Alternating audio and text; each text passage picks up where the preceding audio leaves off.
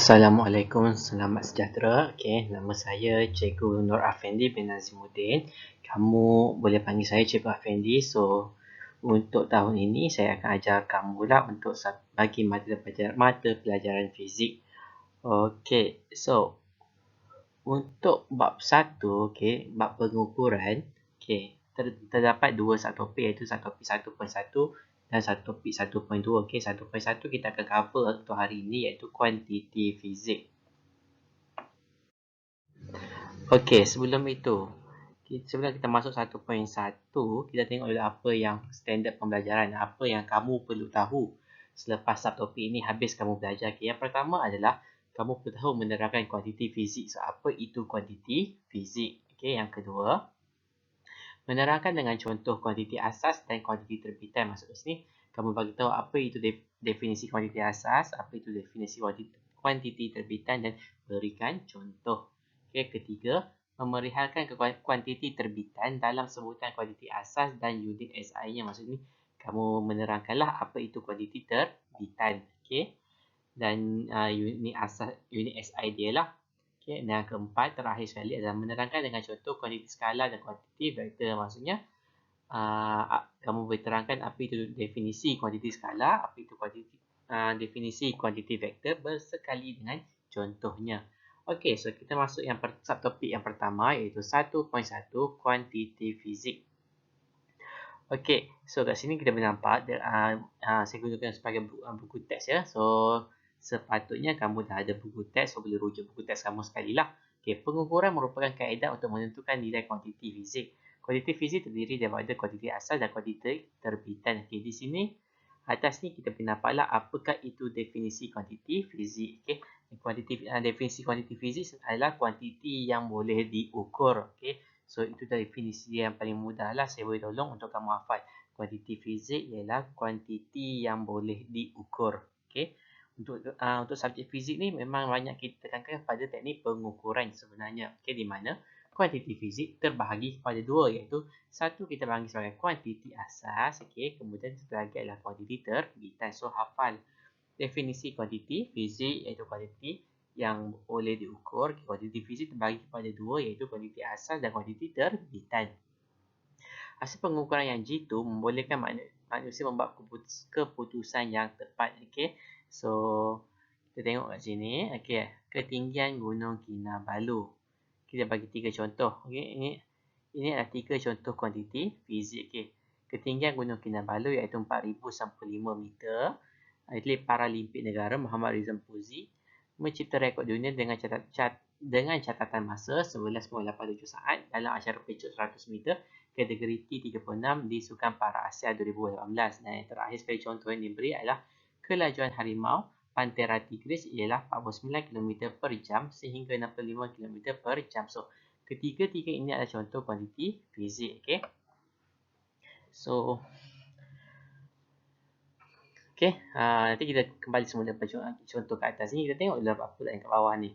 Okey, anda telah mempelajari kuantiti asas fizik semasa di tingkatan 1. Okey, bolehkah anda mengenal pasti kuantiti asas fizik yang terdapat dalam rajah 1.2? Okay, kat sini ada banyak. Okey, kuantiti fizik.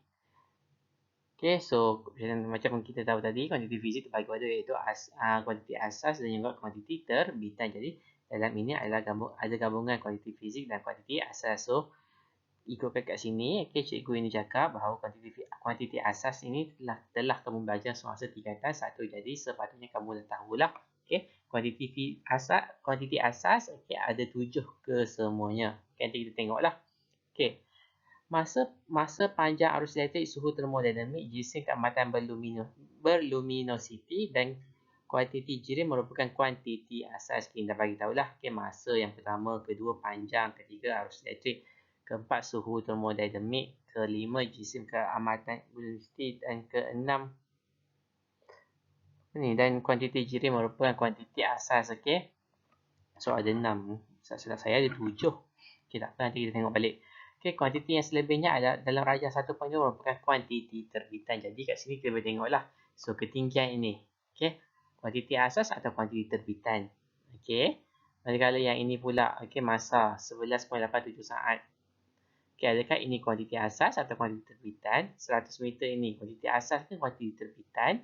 49 km per jam ni kuantiti asas ke kuantiti terbitan? Okay, so untuk ketinggian K4095 meter ini adalah kuantiti asas. Okay, kerana ini adalah panjang. Okay, kat sini panjang.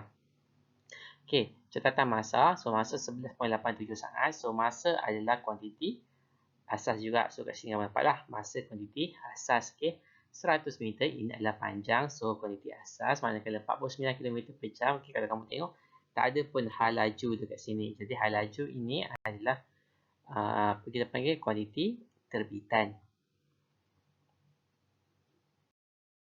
Okey, slide seterusnya. Okey. Hasil pengukuran kuantiti fizik boleh nyatakan dalam magnitud bersama unitnya. Okey. So, kuantiti fizik atau kuantiti yang boleh diukur boleh kita tulis sekali dengan unit yang mesti. Tulis sekali dengan unit. Okey. Kalau kamu tak letak unit, itu hanyalah magnitud saja. Okey. Kita nak kuantiti fizik. Kuantiti fizik mesti ada unit. Okey. Untuk yang ada unit lah. Nanti kita akan baca ada kuantiti fizik yang tidak mempunyai unit. Okey. So, ini contoh yang dibagi. Okay, panjang sama dengan 100 meter. Okay, di mana panjang ini adalah kuantiti fizik. Okay, kuantiti yang boleh diukur. Manakala 100 ini adalah magnitude. Okay, dan M ini meter ini adalah unit. Ataupun lebih tepat kita panggil sebagai simbol unit. Okay, so ini pun cara penulisan ini kamu kena tahu. Okay, simple saja. Okay, lihat pembaris anda. Adakah anda dapat melihat unit dalam sentimeter dan inci pada pembaris itu? Sentimeter adalah unit metrik. Okay, manakala inci adalah unit imperial. Okay, so ini tak berapa sangat. Kita biasanya pakai unit metrik. Okay, sentimeter. Okay, jarang kita pakai inci. Okay, pada masa kini kita lebih biasa menggunakan unit metrik. Unit imperial jarang digunakan. Gambar foto 1.2 menunjukkan tolok tekanan tayar yang memaparkan kedua-dua unit metrik dan unit imperial. Okay, kat sini nampak unit imperial dia adalah psi, psi, psi. Okay, manakala unit metriknya adalah kilo pascal. Okay, biasanya unit-unit yang macam sentimeter ini biasanya memang yang biasa kita pakai lah. Unit metrik memang kita biasa pakai. Unit imperial ni adalah unit yang jarang kita pakai, tapi still kadang-kadang kita guna. Okay, okey, kita tengok sini. Contoh-contoh lain unit imperial ialah gallon. Okey, gallon, batu, kaki dan ela. Okey, tahukah anda unit imperial boleh ditukar kepada unit metrik dan sebaliknya. Okey, kedua-dua unit ni boleh ditukar satu sama lain. Okey, so kita kena tengok dia punya nilai sendirilah. Okey, kadang-kadang macam 1 cm sama dengan berapa inci. So, dari situ kita boleh kira. Okey, so saya harap kamu boleh. Okey, ini baru simple lagi. Okey, seterusnya baru kita masuk apakah itu kuantiti asas, apakah itu kuantiti terbitan. Okey, kuantiti asas ialah kuantiti fizik yang tidak boleh diterbitkan daripada kuantiti fizik yang lain.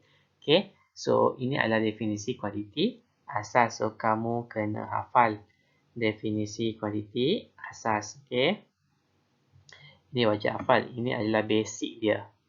Okey, kuantiti fizik yang tidak boleh diterbitkan daripada kuantiti fizik yang lain. Okey, maksudnya kuantiti asas ini adalah kuantiti yang paling, kalau bahasa orang putih panggil basic lah. So, basic tu sebenarnya asas lah kan. So, dia tak boleh kamu kecilkan lagi dah. Lebih kurang macam tu lah. Okay, sebagai contoh kita ambil kat sini adalah panjang. Okay, yang pertama adalah panjang. Simbolnya adalah L. Okay, macam simbol liter kamu tulis masa sekolah menengah rendah. Okay, unit SI-nya adalah meter. Okay, simbolnya adalah M kecil. Okay, G same. Okay, L ini untuk bahasa Inggeris dia length. Length. Okay, G same. Okay, M kecil adalah dia punya unit. Okay, ini mass. Okay, kilogram adalah unitnya. Okay, manakala, sorry, ini bukan unit, ini adalah simbol dia. Kilogram ini adalah unitnya. Mana kg adalah simbol unit. So, kamu kena faham kat sini lah. Kilogram ya, bukannya gram. Okay, unit SI bagi jisim adalah kilogram, bukannya gram. Okay, masa. Okay, T. Okay, T kecil simbolnya. Unitnya adalah saat. Simbol unitnya adalah S. Okay, suhu termodinamik. Okay, T besar. Okay, sekarang kita panggil suhu ini adalah suhu termodinamik. Dulu kita panggil sebagai suhu mutlak. Okay, kita tukar nama sekarang ni. Okay, T besar. Okay, unit SI-nya adalah Kelvin. Okay, simbolnya adalah K besar. Arus elektrik. Okay, I besar. Simbolnya adalah I besar. Ampere adalah unitnya. A besar adalah simbolnya. Okay, keamatan berluminosity. Okay, so L, okey. Sorry ya, saya ulang balik. Okey, keamatan berluminosity, okey. L. Okey, kemudian V. V ni subscript. V ni V kecil tapi dan size-nya adalah kecil lah. Okey, unit size-nya adalah candela. Okey, CD simbolnya, kuantiti bahan, okey, N, okey. Mol, okey, dia punya unit size-nya adalah mol. Dia punya simbol pun adalah mol, okey. Kalau dulu keamatan berluminosity dan kuantiti bahan ini tidak termasuk, kamu belajar 5 saja, okey. Saya rasa kalau tak silap saya 5 sajalah yang kamu belajar. Okay, hanya 5 kuantiti asas saja yang kamu belajar masa kamu menengah rendah. Okay. Bila masuk form 4 ni belajar fizik, dia tambah lagi 2. So, ke-7 ini adalah kuantiti asas. Okay. Wajib juga kamu hafal. Okay, kuantiti fizik lain yang sudah ditunjukkan dalam jadual 1.2 boleh diperlihatkan dalam sebutan kuantiti asas fizik. Kuantiti fizik ini dikenali sebagai kuantiti terbitan. Okay, maksudnya kat sini, kuantiti terbitan itu adalah datangnya daripada mana? Datangnya daripada kuantiti asas. Okay. Okay, kuantiti terbitan datangnya daripada kuantiti asas. Jadi, apa definisi kuantiti fizik? Kuantiti terbitan. Jadi, definisi kuantiti terbitan ini pun kamu kena hafal. Okay, kuantiti terbitan adalah kuantiti fizik yang terbentuk daripada gabungan kuantiti asas secara pendaraban, pembahagian atau kedua-duanya sekali. Okay. Maksudnya ini, secara pasarnya, kalau saya cakap dalam bahasa basahnya, maksudnya kuantiti terbitan ini terhasil daripada gabungan mana-mana tujuh ini, okay, apabila kamu darab ataupun kamu bahagi atau kamu buat guna darab dan bahagi. So, saya ulang ya definisi kuantiti terbitan. Okay. Kuantiti fizik yang terbentuk daripada gabungan kuantiti asas secara pendaraban, pembahagian atau kedua-duanya. So, kamu kena hafal lah. Okay, apakah itu kuantiti asas? Okay, yang pertama. Okay, kemudian kamu kena hafal yang ni. Okay, kemudian kuantiti terbitan. Kamu kena hafal apa itu kuantiti terbitan. Saya ulang lagi. Okay, kuantiti fizik yang terbentuk daripada gabungan kuantiti asas secara pendaraban, pembahagian atau kedua-duanya sekali. Okay, itu definisi kuantiti terbitan dan kamu kena hafal lah. Contoh dia ini adalah antara. Contohnya ada 4 ditunjuk kat sini. Okay? Tapi padahal sebenarnya memang banyak. Kuantiti terbitan sangat-sangat banyak. Okay? Kita tengok yang pertama. Isi padu. So, isi padu simbolnya adalah V besar. Okay? Rumusnya adalah V sama dengan L kuasa 3. So, L ini datang daripada mana tu? Dekat atas ni. Panjang itu tadi. Okay? Betul kan isi padu kalau kamu belajar masa menengah rendah? Panjang darab lebar darab tinggi. So, panjang darab lebar darab tinggi itu semua itu adalah panjang. Jadi, kita simbolkan ini sebagai L sajalah. So, L kuasa 3. Okey, ataupun L kuasa 3 ni kalau semua panjangnya adalah sama, contoh objek kubus lah. Okey, tapi kalau semuanya lain, okey, so L darab L lah. Okey, ketumpatan. So, ketumpatan simbolnya adalah rho. Okey, rho macam tu rho. Okey, cara tulis rho, okey, nampak macam P tapi dia bukan P kan, macam ni cara tulis rho. Okey, biasa saya daripada bawah. Okey, macam tu. Itu cara kamu lukis rho. Okay, so rumusnya adalah rho sama dengan M bahagi V. Okay, so kat mana kamu nampak M tu? M tu dekat atas tadi jisim. V ni kat mana? Tu daripada isi padu. Okay, so kat sini kamu nampaklah operasi yang ini atas ni operasi darab saja. Bawah ini adalah operasi bahagi dan dalam V ni ada darab. So ini menggunakan kedua-dua sekali. Okay, hal laju. Simbolnya adalah V kecil. So V sama dengan L bahagi T panjang darab masa. So, panjang kuantiti asas, masa kuantiti asas juga. Jadi, kuantiti asas bagi kuantiti asas. So, ini adalah operasi pembahagian. Okay, last sekali kat sini. Contoh bagi cas. Simbolnya adalah Q besar. Q sama dengan I darab T. Okay, I ini adalah arus elektrik. T ini adalah masa. Okay, memerihalkan kuantiti terbitan dan sebutan kuantiti asas dan unit asas. Unit asas SI. Okay, rumus digunakan untuk memerihalkan kuantiti terbitan dalam sebutan kuantiti asas terutamanya menentukan unit asas. So, dari sini kita boleh dapat unit. Okey, so sebagai contohlah saya ambil yang atas ni dulu. Ketumpatan. So, ketumpatan V sama dengan L kuasa 3. Okay, sorry, bukan ketumpatan, isi padu. Okey, isi padu rumusnya adalah V sama dengan L kuasa 3. So, L tadi unitnya apa? Meter kan? Jadi, unit bagi isi padu adalah meter kuasa 3. Okey, meter kuasa 3. Okey, untuk ketumpatan, okay, kita tengok kat sini. Untuk ketumpatan, rho sama dengan M per V. Okay. So, M adalah jisim. So, jisim unit adalah kg. V adalah meter kuasa 3. Jadi, kg M kuasa negatif 3. Okay. Kenapa M kuasa negatif 3? Sebab M kuasa 3 itu berada di bawah bahagi ni. Okay. Okay. M kuasa 3 berada di bawah. Okay. Bila bawah, kamu bawa naik atas, okay, dia akan jadi negatif lah. Kiranya kalau kita tulis, okay, ini kg bahagi M kuasa, ini susahnya, 3. So, ini kalau kamu tulis dalam bentuk pecahan lah. So, kalau kamu tukarkan dia kepada bentuk panjang, bentuk pecahan, so, dia akan jadi kg M kuasa negatif 3. M kuasa negatif 3. Okay. So, ini cara tulis dia. Okay. Okay. Untuk hal laju. Okay. Untuk hal laju, L bahagi T. So, L tadi adalah meter. Okay. L tadi adalah meter. Okay. Manakala T tadi adalah saat. Jadi, kamu akan dapat meter per saat. Okay. Meter per saat. Okay. M S negatif 1. Okey, M S negatif 1. Nanti kita jumpa dalam bab 2, kita akan jumpa banyak hal laju. Okey, cas. Okey, Q. Q sama dengan I darab T. So, I tadi adalah ampere. Okey, T tadi adalah saat. So, cara tulisnya, unit bagi Q adalah AS. Okey, A besar, S kecil. Okey, saya nyatakan kat sini, unit kamu kena hati-hati. Kalau dia besar, besar. Kalau dia kecil, kecil. Okey. Okey, ni contoh dia bagilah kuantiti terbitan rumus rho sama dengan M per V. Okey, sebutan dalam kuantiti asas M sama dengan M bahagi L darab L. So, dapat kg M negatif 3. Ni saya tunjuk kat slide sebelum ni tadilah. Okey, so ini adalah homework kamu. Okey, muka surat 7 buku teks. Okey, siapkan jadual aktiviti 1.1. Okey, sila hantar kepada saya secara personal. Okey, make sure kamu tulis nama kamu dalam kertas tu. Okey. Kalau kamu ada kertas, kamu tak ada buku panjang, tak ada buku, kamu pakai kertas kajang. Kamu pakai kertas kajang je lah, senang. Saya standardkan semua pakai kertas kajang. Okey. Tulis nama kamu, kemudian kamu jawab graf inilah, jadual ini. Okey. Try buat. Okey. Google, internet, macam mana kamu nak buat benda ni. Okey.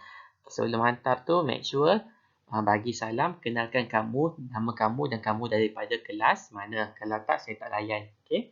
Okey, belajar sikit ada adab.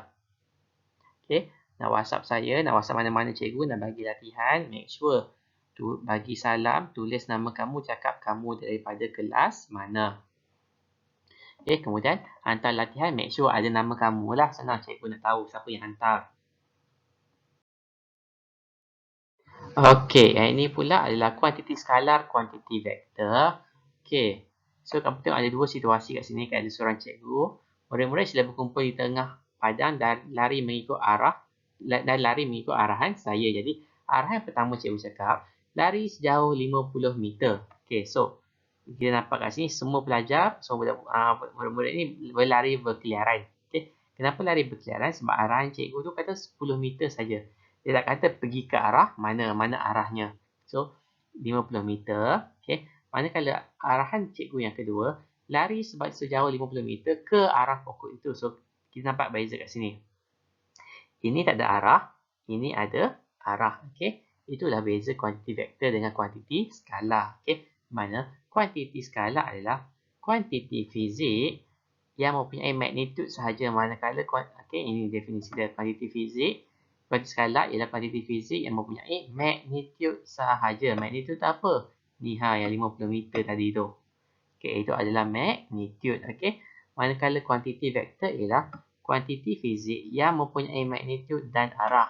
Okey. So, kuantiti skalar, kuantiti fizik yang mempunyai magnitude sahaja. Manakala kuantiti vektor adalah kuantiti fizik yang mempunyai magnitude dan arah. So, mana magnitude dia?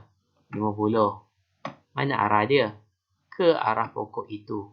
Okey. So, kita boleh tahu kat sini. Okay, situasi 1 ini adalah kuantiti skalar. Manakala situasi 2 ini adalah kuantiti vektor. Okay, nanti dalam bab 2 kita akan belajar ini adalah jarak, ini adalah sesaran. Okey. So jarak adalah salah satu contoh untuk kuantiti skala, manakala sesaran adalah salah satu contoh bagi kuantiti fizik. Kuantiti terbitan. Kuantiti vektor. Saya ulang sekali ya. Situasi satu ini adalah contoh kuantiti skala. Ini adalah dia menerangkan tentang jarak. Jarak adalah kuantiti skala. Ini pula adalah sesaran kuantiti vektor. So kita akan jumpa dua benda ini nanti dalam bab 2 nanti.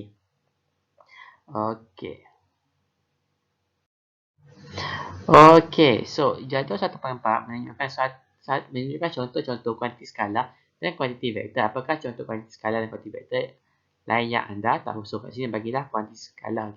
Ingat kuantiti skala ada magnitude tapi tak ada arah. So jarak, luas, panjang, kerja, suhu, masa, isi padu, laju, tenaga, ketepatan, ini semua hanya ada magnitude saja, tidak ada arah. Manakala kuantiti vektor, sesaran, hal laju, daya, pejutan, momentum, ini semua ada arah. Macam mana nak buat arah tu nanti dalam bab 2. Dalam bab selepas ni nanti kita tengoklah. Macam mana nak tunjukkan benda ini ada arah. So untuk latihan formatif 1.1, tak perlu buat. Kamu wajib buat antara kepada saya latihan yang tadi itu saja. Latihan formatif 1.1 tidak perlu. Itu saja untuk hari ini. So saya harap kamu boleh beri kerjasamalah kepada saya untuk hantar latihan kamu kepada saya secepat yang mungkin. Kalau boleh hantar sebelum kelas yang seterusnya. Kelas kamu yang seterusnya, tak silap saya, hari Selasa.